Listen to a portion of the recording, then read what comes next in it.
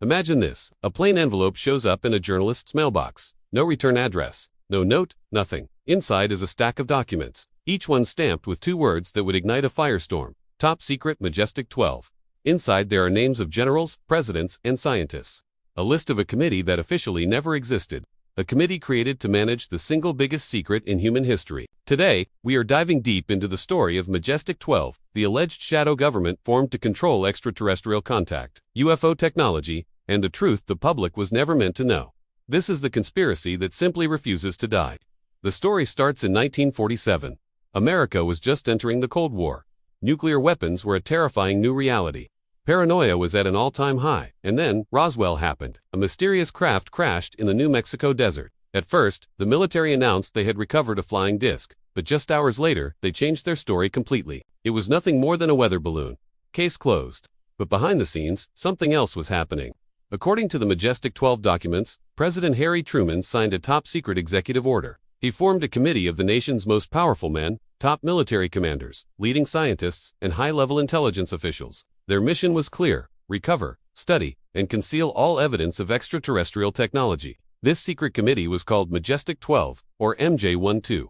The documents list 12 men, and these weren't just random names. They were some of the most influential figures of their time. We're talking about Vannevar Bush, the scientific genius who helped run the Manhattan Project; Roscoe Hillenkotter, the very first director of the CIA; James Forrestal, the Secretary of Defense; and General Nathan Twining, who famously wrote a memo stating that UFOs were real and not visionary or fictitious. These were not fringe characters. These were the architects of American power. If a secret group was ever formed to manage contact with another species, these are exactly the men who would have been in charge. According to the MJ-12 briefing papers, the Roswell crash wasn't just a pile of metallic debris. It included a craft of completely unknown origin, materials that seemed to defy the known laws of physics, and something far more shocking. Bodies. They were described as small, humanoid, and distinctly non-human. The documents claimed the entire wreckage, along with its occupants, was immediately transported to secure facilities, including Wright-Patterson Air Force Base and Los Alamos National Laboratory. MJ-12 allegedly oversaw the entire operation. Their first and most critical mission: make sure the world never found out that we were not alone.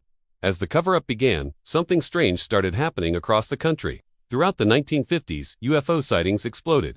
People saw lights in the sky, metallic discs moving at impossible speeds, and objects that outmaneuvered our best military aircraft. And every time a witness came forward with a credible story, someone else would appear.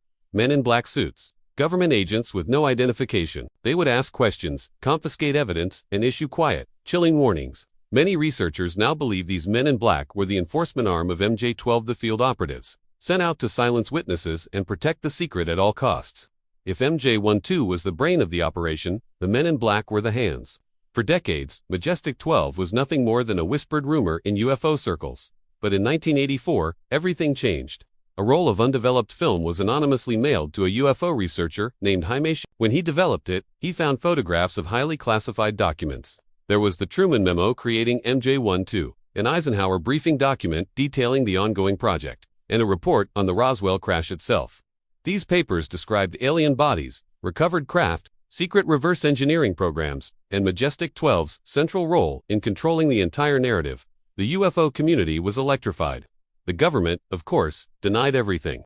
The FBI quickly declared the documents to be completely bogus. But here's the strange part. The signatures on the documents were a perfect match to authentic examples. The classification markings, the typefaces, the very terminology used, it all matched classified documents from that era. If it was a hoax, it was one of the most sophisticated and detailed hoaxes ever created. And then there are the deaths. Several individuals connected to the MJ-12 story met mysterious and untimely ends. Take James Forrestal, one of the original members listed in the documents. He reportedly began talking about the extreme levels of government secrecy. Shortly after, he was checked into a hospital for nervous exhaustion. A few weeks later, he fell to his death from a 16th-floor window. The official ruling was suicide. But unofficially, many believe he knew too much and was about to break his silence. Over the years, multiple UFO investigators who dug too deep into the MJ-12 mystery died suddenly, disappeared without a trace, or abruptly abandoned their research. Is it all just a series of tragic coincidences, or was it a cleanup operation? One of the most mind-bending claims is that MJ-12 oversaw programs to reverse engineer the recovered alien technology. The crashed craft allegedly contained things like anti-gravity propulsion systems, zero-point energy sources, and materials with atomic structures not found anywhere on Earth.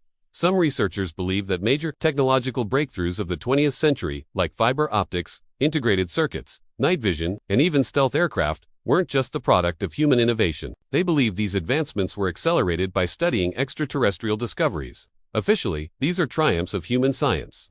But the unofficial theory is that MJ-12 may have had a little help from off-world. So, if Majestic 12 existed back in 1947, does it still exist today? Many researchers think the group never disbanded. Instead, it evolved.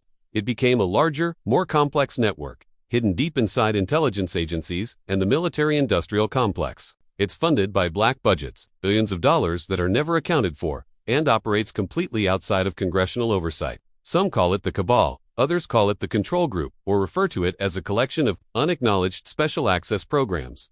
Whatever the name, the alleged mission remains the same: control the truth about extraterrestrial contact. And this is where the story gets even darker, bringing us back to the men in black. Witnesses who have had encounters with these mysterious figures often describe them in eerily similar ways. They talk about robotic behavior, strange, stilted speech patterns, unnaturally pale skin, and an uncanny knowledge of the witness's private life. Almost everyone reports feeling a sense of overwhelming, irrational fear in their presence. There are a few theories about who, or what, the MIB really are. Are they simply human agents, highly trained by MJ-212 in psychological intimidation? Are they some kind of hybrid beings created specifically for these field operations? Or are they non-human entities themselves, working alongside a secret faction of our government? If MJ-12 is real, then the men in black may be their most visible and most terrifying shadow. So we're left with the big question: is Majestic 12 real, or is it an elaborate hoax? Skeptics argue it's a total fabrication, a piece of Cold War disinformation, a prank that got out of hand, or a carefully constructed myth created by the UFO community itself. They point to inconsistencies and the lack of a definitive, undeniable piece of evidence. But believers point to a mountain of circumstantial evidence: the consistent witness testimony from credible sources over decades, the strangely accurate signatures and document formatting, the historical context of the Cold War, and the government's own denials, which often seem to raise more questions than they answer. The real truth might lie somewhere in between. Maybe the documents were intentionally leaked as a form of disinformation to confuse our enemies. During the Cold War, maybe they were meant to slowly prepare the public for an eventual disclosure. Or maybe, just maybe, they were exactly what they appeared to be: a catastrophic leak of the biggest secret on Earth, a secret that was never supposed to be seen by anyone. Majestic 12 remains one of the most powerful and enduring conspiracy theories of our time. It's a story about a secret committee, a crashed flying saucer, recovered alien bodies, reverse-engineered technology, and shadowy figures who enforce silence. Whether it's real or not, the story of MJ-12 represents something much deeper. Our collective fear that the government knows far more than it's telling us. Our nagging suspicion that we are not alone in the universe, and our insatiable curiosity about what really lies out there beyond the stars. So, let's think about this for a moment. If there really was a secret group tasked with managing extraterrestrial contact, would we ever actually find out about it? Or could it be that Majestic 12 is still out there keeping an eye on things, controlling the narrative, and guarding a truth they believe we're just not ready to handle? Thanks for tuning in. If you enjoyed this exploration into the unknown as much as I did, don't forget to hit that like button and subscribe for more deep dives into the world's greatest mysteries.